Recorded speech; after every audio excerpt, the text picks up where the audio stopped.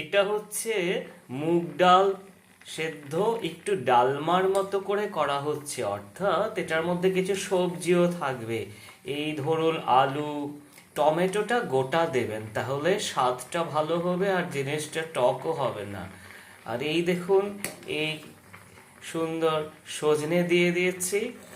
এটা পেটের পক্ষেও খুব ভালো, আবার খেতেও ভালো।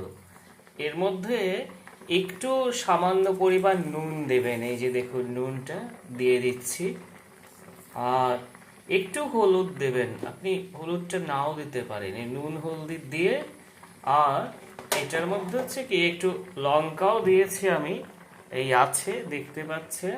আর একটু লেবু চিপে দেবেন, তাহলে দেখবেন খুব এই যে লেবুটা চিপে দিলাম।